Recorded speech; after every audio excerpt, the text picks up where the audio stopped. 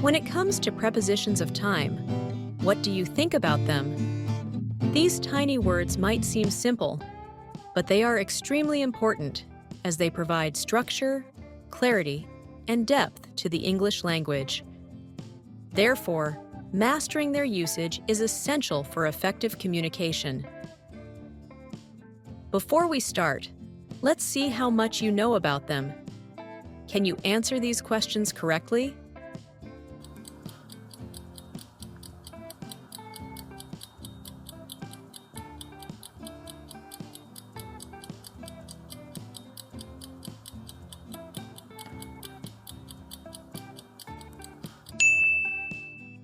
How did it go?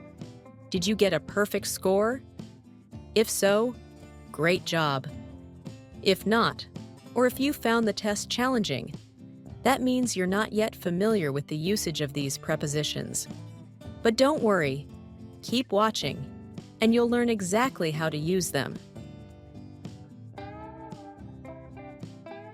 Let's start by understanding the general usage of in, on, and at. Generally speaking, in is very general, on is more specific, and at is very specific. Let's do a quick example. He was born at 8 a.m. on Monday, 16th May in 1993. 8 a.m. is a very specific time, so we use at.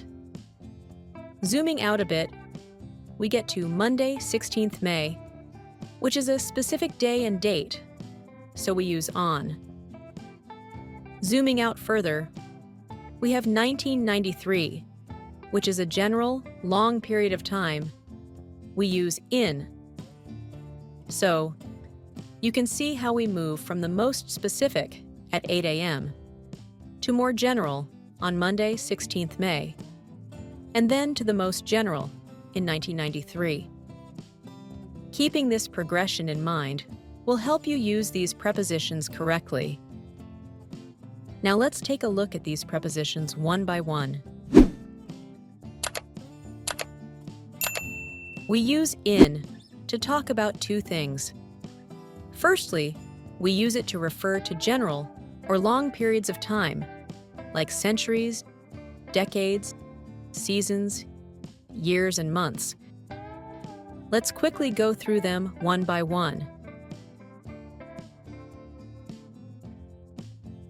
A century refers to a period of 100 years. In the 19th century, in the 21st century. For instance, men wore suits and women wore long dresses in the 19th century.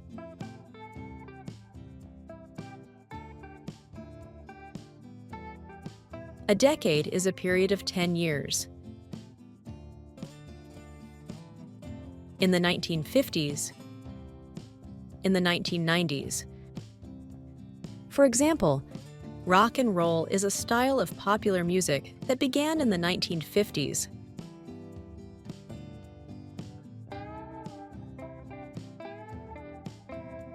A season refers to one of the 4 periods of the year. In autumn, in winter. For example, Sophia and Marco enjoy going hiking in autumn.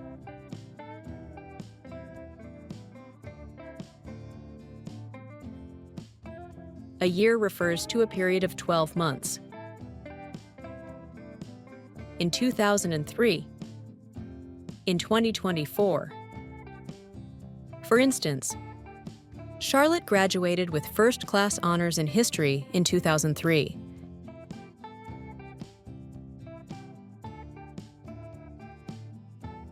A month refers to a period of 4 weeks. In July. In August. For example, Emily made a number of business trips to Japan in July.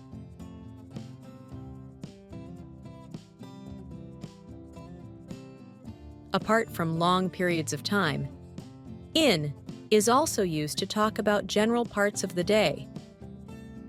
In the morning, in the afternoon, and in the evening.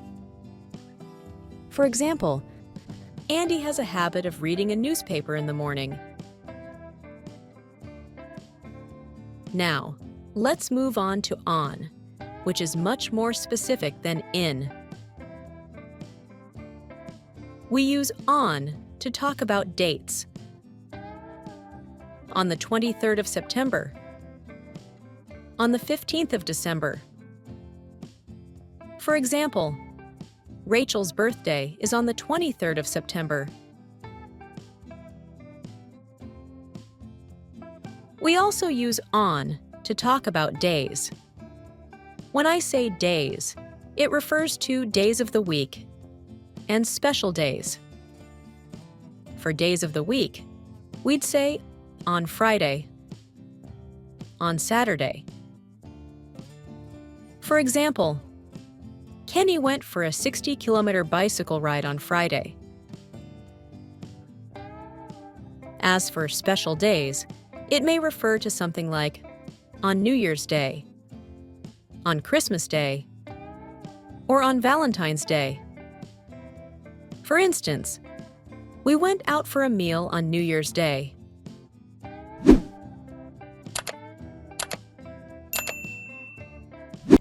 Lastly, let's talk about at, which is very specific. We use at for exact times, clock times, and exact times of the day. For clock times, we'd say at 2:30 p.m., at 11 o'clock. For example, the appointment is at 2:30 p.m. As for exact times of the day, we refer to something like at noon, at midnight, at sunrise, at sunset, or at lunchtime. For example, he left home for work at noon.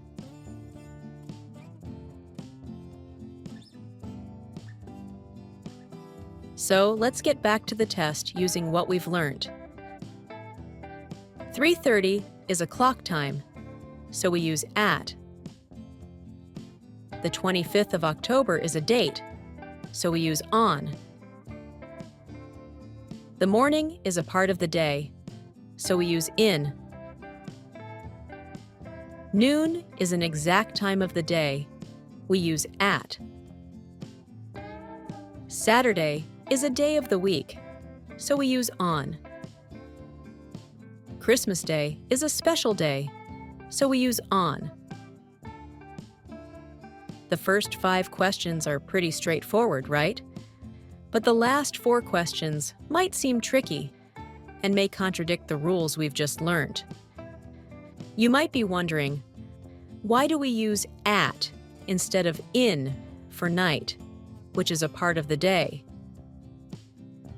Why is at used in question 6 and in used in question 7? What's the difference between at night and in the night? Why do we use at for weekend, which is a period of time? Why is on also correct? Why do we use at for Easter, a holiday that lasts for several days? Shouldn't it be in? Now I'll address these questions one by one. First, let's address the questions related to night. Why do we use at instead of in for night, which is a part of the day? Why is at used in question 6 and in used in question 7? What's the difference between at night and in the night? Night is indeed a part of the day, but it's an unusual part with special rules. We can use both at and in for night, at night and in the night. Remember to include the article the before night when using in the night. For at night, we use it to talk about any night in general or something that often happens during the night. For For example, it is not safe to travel at night. Here, it implies a general warning about nighttime travel. As for in the night, it refers to one particular night. Its usage is less common and more specific. For example, the baby kept crying in the night. It indicates that the baby cried on a particular night, not necessarily every night.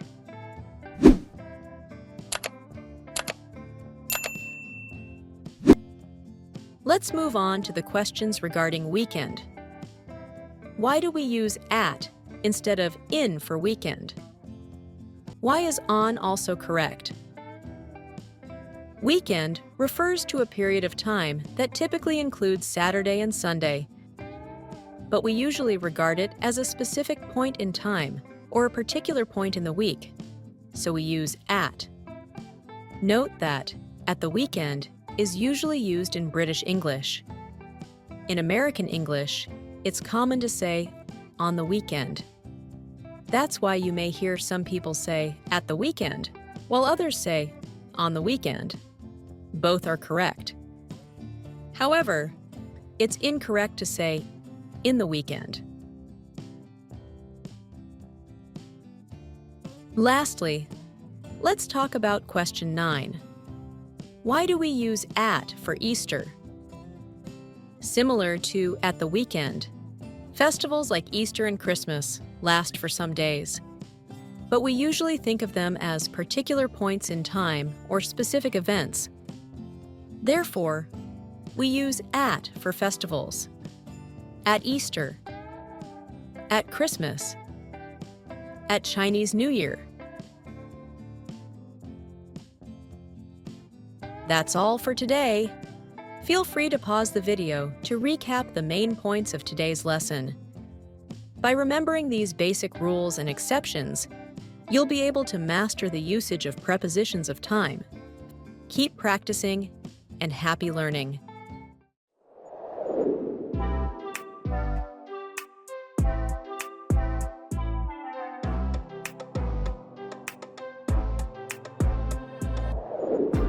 If you like our video, please give it a thumbs up, leave a comment, and share it with your friends. Don't forget to subscribe to our channel. See you next time.